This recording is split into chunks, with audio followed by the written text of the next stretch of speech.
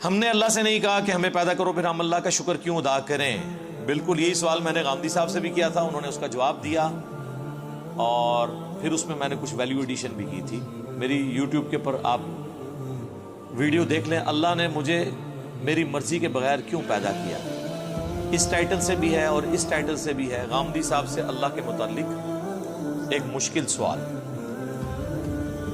تو اس کا logical answer دیتے ہیں ہم. قرآن اس کا جو آنسر دیتا ہے وہ تو دو ٹوک ہے, لا یسأل عما یفعل وہم یسألون. اللہ کو کوئی پوچھ نہیں سکتا کہ اللہ نے یہ کام کیوں کیا, وہ ہر ایک کو پوچھ سکتا ہے کیونکہ وہ کریٹر ہے. اللہ نے تو اس سوال کو بین کیا. اس کا جواب یہی ہے کہ جو اللہ کی مرضی. اب آ جائیں لاجیکلی, چونکہ پورے قرآن کا ایک مقدمہ ہے نا, اللہ کا شکر میں کیوں ادا کروں. اس لیے میرے بھائی, آج بھی اگر آپ کو کوئی یہ آفر کرے, پہلے تو چھوڑ دیں کہ تم اپنی 50-60 سال کی زندگی میں بس یہ ایک موٹی موٹی چیزوں کا خیال رکھ لو, روزانہ 5 وقت کی نماز ہے, رزق حلال اور حرام میں فرق کرنا ہے, شریعت کی چند ایک پابندیاں ہیں, سیکس ڈسپلن ہے جس میں ہمارا ہی فائدہ ہے کہ ہم کوڑ کوڑ کے زندگی نہ گزاریں, ایک ہارمونی کے ساتھ زندگی گزاریں. تو پھر ہمیشہ کی زندگی تمہیں دوں گا جس میں تمہیں موت نہیں آئے گی, کوئی پریشانی نہیں آئے گی, کوئی بڑھاپا نہیں آئے گا, اور تمہاری مرضی کی زندگی ہوگی. یہاں تو تم 5 مرلے کے پلاٹ کی خاطر ذلیل ہوتے ہو, اور وہاں پہ سب سے آخر میں جو دوزخ سے نکال کے جنت میں جانے والا جنتی ہے, بخاری مسلم میں آیا, اسے بھی اس پلانٹ ارتھ سے 10 گنا بڑی جنت دی جائے گی. پلانٹ ارتھ جس کا صرف سرکمفرنس ہی 40,000 کلومیٹر ہے, یعنی آپ یہاں سے چلیں نا تو 40,000 کلومیٹر کے بعد آپ واپس یہاں پہنچتے ہیں. اس سے 10 گنا بڑی جنت سب سے چھوٹے جنتی کو ملے گی جس نے آخر میں جنت میں داخل ہونا ہے, اپنا لاکھوں سال کا عذاب بھگت کے. اور جس نے بغیر حساب و کتاب کے جنت میں جانا ہے, یا جس کی نیکیاں اس کے گناہوں پر حاوی ہوں گی, اس نے جانا ہے, اس کی تو جنت کا کوئی امیجن نہیں. تو میرا خیال ہے دنیا میں کوئی انسان نہیں جو یہ آفر قبول نہ کرے, کیونکہ انسان کی دل میں جو اللہ نے شہوات کی اٹریکشن اور محبت رکھ دی ہے, وہ اس کی متقاضی ہے کہ وہ اپنی اس ٹیسٹ کو ختم نہیں کرنا چاہتا. کس کی خواہش ہے کہ وہ اچھا کھانا نہ کھائے اور ہمیشہ کھاتا رہے مرتے دم تک؟ دنیا میں تو پاسبل نہیں ہے. کھانا پینا چھوٹ جاتا ہے, بیماریاں ہو جائیں تو خریدنے کی قوت کے باوجود آپ کھا پی نہیں سکتے. دنیا میں ارب پتی لوگ ہیں جو نمک مرچ والا کھانا بھی نہیں کھا سکتے, معدہ اجازت نہیں دیتا. اللہ نے سب کو بیلنس رکھا ہوا ہے, کسی کو ایک معاملے میں اوپر کیا تو دوسری طرف سے اس کی آواز نکال دی ہے. آپ کو میں پاکستان میں اس وقت امیر ترین لوگ کئی ایسے بتا سکتا ہوں جو پیمپر باندھتے ہیں, اور ان کی لوگ گاڑیوں کے اوپر, ان کے جہازوں کے اوپر, ان کی دولتوں پہ, ان کے پلاٹس پہ رش کر رہے ہوتے ہیں, لیکن وہ اپنا پیشاب نہیں روک سکتے. تو انسان کی کیا اوقات ہے؟ لیکن آخرت میں کچھ نہیں ہے, آخرت میں پیشاب ہے ہی نہیں. صحیح مسلم کا آپ جنت والا چیپٹر پڑھ لیں, اور مشکات شریف میں آپ کو 30 جلد میں جنت سے متعلق ساری احادیث بخاری, مسلم, داؤد, ترمذی, نسائی, ابن ماجہ, باقی کتابوں سے ملے گی کہ جنت میں خوشبودار ڈکار آئے گی اور کھانا ہضم. پیشاب کرنے کی جو تکلیف ہے نا, یہ بھی نہیں انسان کو اٹھانی پڑے گی, کوئی جنت میں تکلیفیں آئی نہیں. اور جنت میں آپ کا پیٹ کا بھرنا نہ بھرنا یہ آپ کی مرضی سے ہے. آپ لذت کے لیے کھائیں گے. دنیا میں تو آپ لذت والی چیز تھوڑی دیر کھائیں تو پھر پیٹ جواب دے جاتا ہے. نہیں, جنت کی کسی نعمت کو فنا نہیں ہے.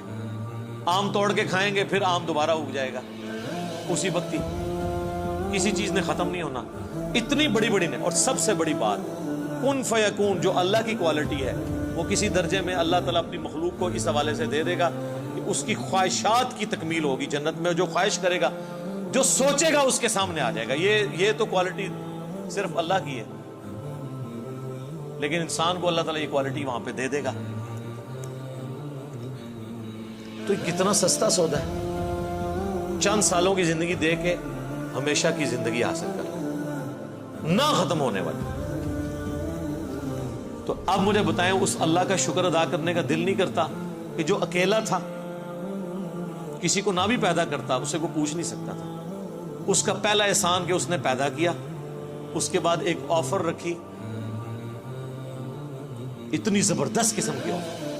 ہونا تو چاہیے تھا 1 ارب سال کی زندگی کے لیے 1 کروڑ سال تو یہاں مشقت کروائی جاتی دنیا, لیکن اس نے چند سال کی مشقت مانگی, اور وہ بھی مشقت نہیں ہے, نارمل لائف ہے, بس صرف لائف کا ڈسپلن ہے, اور ہمیشہ کی زندگی دے دی.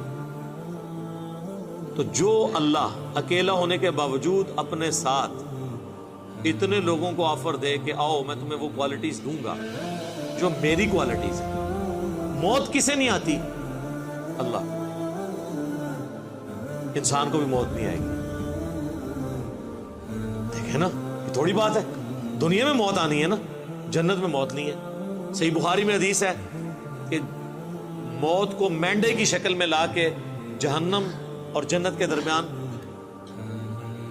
ذبح کر دیا جائے گا, اور ندا کی جائے گی جنتیوں مبارک ہو, آج کے بعد تمہیں کبھی موت نہیں آئے گی, بے فکر ہو کے زندگی گزارو. اور جہنمیوں کی حسرت میں اضافہ ہوگا کہ تمہیں بھی موت نہیں آئے گی, تم بھی اس تکلیف میں زندگی گزارو. اللہم لا تجعلنا منہم, اللہم اجرنا من النار, ربنا اصرف عنا عذاب جہنم ان عذابها کان غراما. آمین.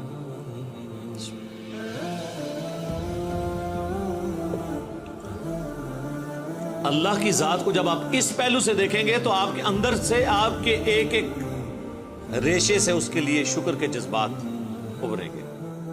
ہم تو اپنے ساتھ اپنی اس دولت میں جو اللہ نے ہمیں دیا کسی کو شریک کرنے کے لیے تیار نہیں ہے, اور اللہ تعالی اپنی خدائی صفات کے اندر آپ کو آپشن دے رہا ہے کہ آپ کو بھی موت نہیں آئے گی, آپ کو بھی ہر وہ چیز ملے گی جس کی آپ خواہش کریں,